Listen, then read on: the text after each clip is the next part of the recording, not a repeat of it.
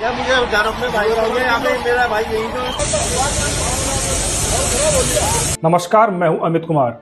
दिल्ली के ऐतिहासिक लाल किले के बाहर 10 नवंबर 2025 को जो दर्दनाक धमाका हुआ, उसने न सिर्फ इस महानगर को दहला दिया बल्कि पूरे देश के दिलों तक डर और संवेदना की लहर दौड़ा दी। शाम की हलचल और शहर की चहल पहल के बीच में एक हुंडई i20 कार के रेड सिग्नल पर आकर रुकती है और अचानक से एक भयानक विस्फोट होता है, जिसके धमाके की आवाज दूर दूर तक जाती है और देखते ही देखते चीख पुकार, अफरा तफरी, ये सब मातम में बदल जाता है। लोगों के जूते चप्पल सड़क के किनारे बिखर गए, कई गाड़ियां जलने लगी और भगदड़ में सैकड़ों लोग जान बचाने के लिए अंधी गलियों में भागने लगे। चश्मदीदों ने यह बताया कि धमाके की शक्ति इतनी जबरदस्त थी कि आसपास के मेट्रो स्टेशन के शीशे टूट गए और इंसानी शरीर के अंग टूटकर सड़क पर बिखर गए। एक स्थानीय दुकानदार ने कांपती हुई आवाज में यह बताया कि उसने अपनी जिंदगी में इतना भयानक धमाका ना कभी देखा और ना कभी सुना। वो 3 बार गिरा और लगा जैसे अब बस मैं मर ही जाऊंगा, और चिल्लाते हुए लोग आसपास की लेन में भागे। किसी ने घायल को अस्पताल पहुंचाया तो किसी के हाथों में अपनों का खून रह गया। शुरुआती जांचों से यह पता चला कि यह धमाका एक फिदायिन स्टाइल ऑपरेशन था। कश्मीर के पुलवामा से जुड़े आतंकी कनेक्शन और फार्मा डॉक्टरों की मॉड्यूल की गुत्थी खुलने लगी। मामला महज एक कार ब्लास्ट का नहीं था, बल्कि एक गहरी साजिश का हिस्सा था। गाड़ी की डीलरशिप बार बार अलग अलग हाथों में बदली गई। मालिक से डीलर, फिर डीलर से तीसरे आदमी, और फिर पुलवामा के तारिक के पास पहुंची, और फिर आखिर में आतंकी उमर के हाथ में जा पहुंची। धमाके के कुछ ही देर बाद में पुलिस, NIA, NSG और फोरेंसिक टीम और खुफिया एजेंसियां मौके पर पहुंची। हर जगह जांच की खोज, कपड़े, मास्क, नंबर प्लेट, ड्राइवर की पहचान, हर डिटेल चिन्हित की गई। सीसीटीवी में साफ नजर आया कि एक सफेद रंग की i20 कार भीड़ भाड़ वाले इलाके से आगे बढ़ रही थी। अंदर काले रंग का मास्क पहने हुए एक शख्स ड्राइवर सीट पर दिख रहा था और शक की सुई आतंकी मोहम्मद उमर पर जा टिकी। इस धमाके में करीब 10 लोगों की मौत हुई और 20 से ज्यादा लोग जख्मी अवस्था में अस्पताल में जिंदगी और मौत के बीच में झूल रहे हैं। कुछ की हालत बेहद गंभीर, जिन्हें एम्स अस्पताल में भर्ती कराया गया। इस धमाके में आसपास की लगभग 22 गाड़ियां जलकर राख हो गई। सड़क पर कई ऑटो, रिक्शा और बाइक भी क्षतिग्रस्त हुए। रेड फोर्ट के सामने मेट्रो स्टेशन गेट नंबर 1 के पास में सीन, गाड़ियों में आग, हर तरफ एम्बुलेंस, पुलिस की वैन, मीडिया की भीड़ और मातम में डूबे लोग। हर कोई इस दर्द को अपने तरीके से महसूस कर रहा था। विस्फोट के तुरंत बाद में इलाके में हाई अलर्ट जारी कर दिया गया। जी हां, दिल्ली पुलिस की स्पेशल सेल और एंटी टेरर स्क्वाड ने पूरा कोना सील कर दिया। उपराज्य की पुलिस भी हर कोने पर तैनात कर दी गई। फोरेंसिक जांच में धमाके के लिए ANFO का इस्तेमाल होने के संकेत मिले, जबकि फरीदाबाद के टेरर मॉड्यूल से करीब 3000 किलो विस्फोटक मटेरियल, जी हां 3000 किलो विस्फोटक मटेरियल, इलेक्ट्रॉनिक सर्किट और ऑटोमोबाइल राइफल और हथियार बरामद हुए। पुलिस की शुरुआती रिपोर्ट के मुताबिक डिटोनेटर लगाकर आतंकी तारिक और उमर ने इस आतंकी घटना को अंजाम दिया। पूरा नेटवर्क जम्मू कश्मीर, यूपी और दिल्ली से चलता रहा। घटना के बाद में दिल्ली, NCR, यूपी और महाराष्ट्र समेत पूरे देश में धार्मिक स्थलों की सुरक्षा बढ़ा दी गई है। सोशल मीडिया पर भी धमाके की तस्वीरें वायरल हो गई, लेकिन PIB फैक्ट चेक ने कई फर्जी वोटों को नकार दिया। पूरे देश में अफरा तफरी और डर का माहौल छा गया। प्रधानमंत्री मोदी जी ने तुरंत हालात की जानकारी ली और गृह मंत्री अमित शाह ने वीडियो संदेश में वादा किया कि दिल्ली ब्लास्ट की हर एंगल से जांच होगी और किसी भी दोषी को बख्शा नहीं जाएगा। मगर इन सब के बीच में उन मासूम परिवारों, व्यापारी, मजदूरों और राहगीरों का दर्द सबसे बड़ा है, जिनकी जिंदगी चंद पल में बिखर गई, जो अपनों की तलाश में दौड़ते रहे। निंदा, आक्रोश, मातम और सवालों के बीच रह गया यह धमाका दिल्ली के लिए सिर्फ एक हादसा नहीं, बल्कि पूरे देश के लिए डर और एक एकजुटता का प्रतीक बन गया। यह कहानी उन लोगों की है जो उस शाम अपनों के लिए घर लौट रहे थे या रोज की तरह काम काज में लगे हुए थे। अचानक से एक आतंकी गूंज ने सब कुछ बदल डाला।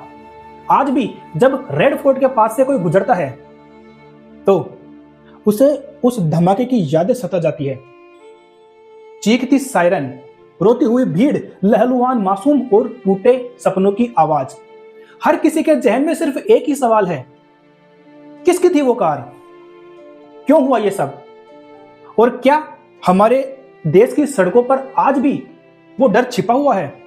गवाहों की आंखों में आंसू, सुरक्षा एजेंसियों की मुस्तैदी, नेताओं के वादे और मीडिया की हलचल के बावजूद इस दर्दनाक हादसे पर हर दिल आज भी सिर उठता है, क्योंकि यह हादसा दिल्ली की गलियों में गूंजता एक ऐसा सच है जिसे कोई भुला नहीं सकता।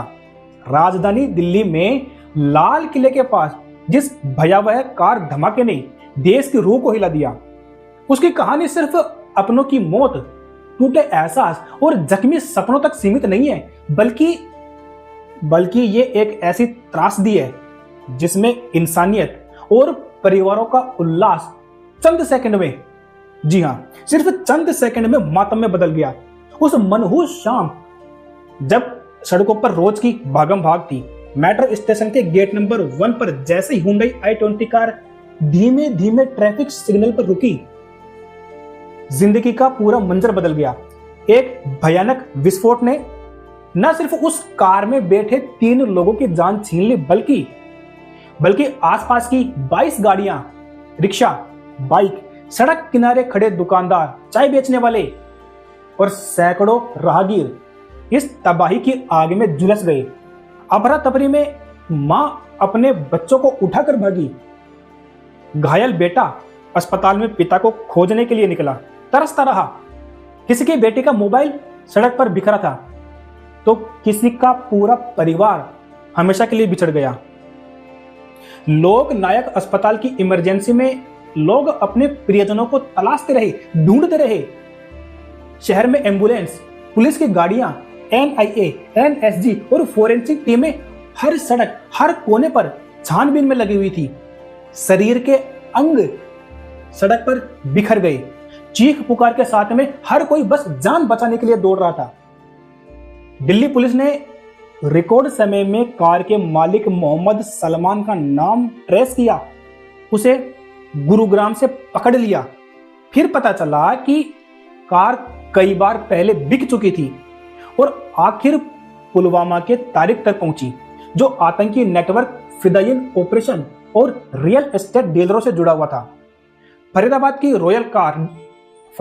रॉयल कार जोन डीलरशिप से खरीदी गई कार बाद में कश्मीरी आतंकी डॉक्टरों, जैसे कि उनका नाम मैं बताता हूं आपको, उमर मोहम्मद, मुजम्मिल गनई और महिला डॉक्टर सहित में कुल 6 आरोपियों के पास में पहुंच गई ये कार। पुलिस ने pharma college, AK rifle, ammonium nitrate, जी हां अमोनियम नाइट्रेट और लगभग 3000 किलो विस्फोटक और टाइमर, डेटोनेटर सहित आतंकी मॉड्यूल का जाल उजागर किया।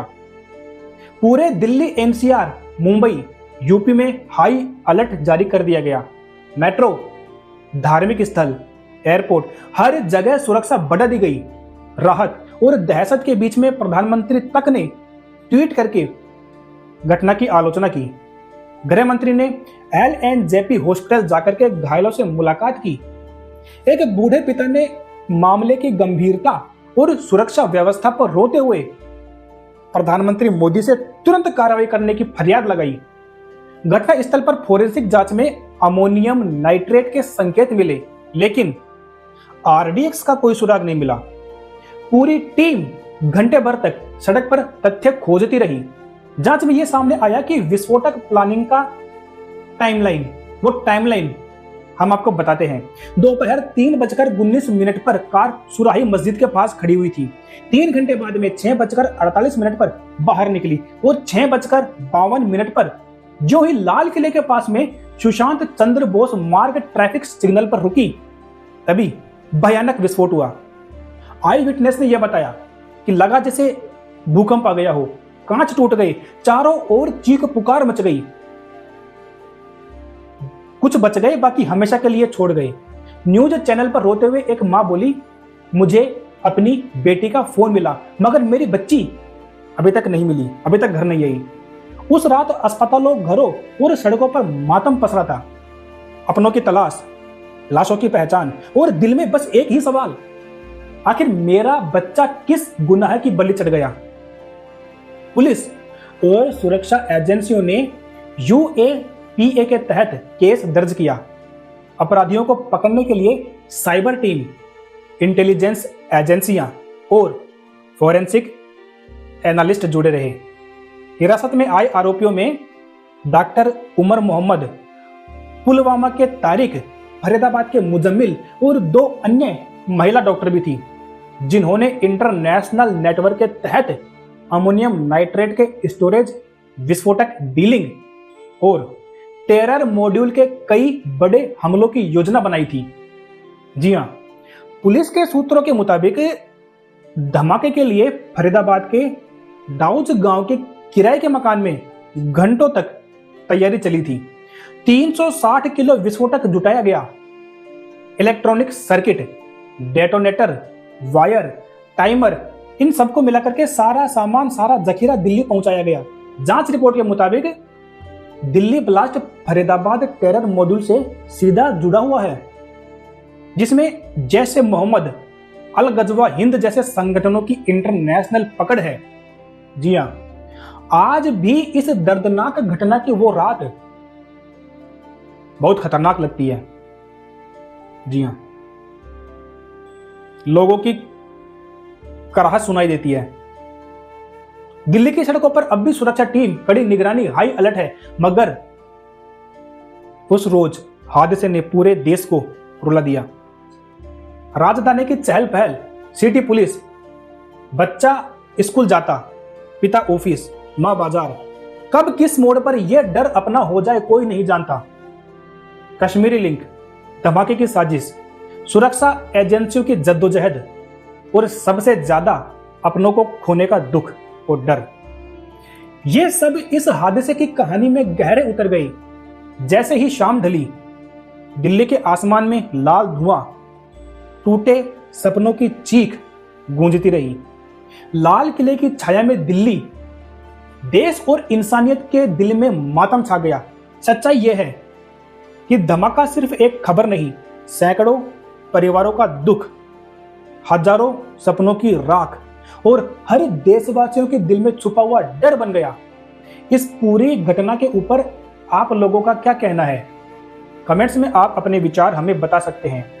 आगे की जानकारी के लिए हमारे साथ बने रहें। धन्यवाद।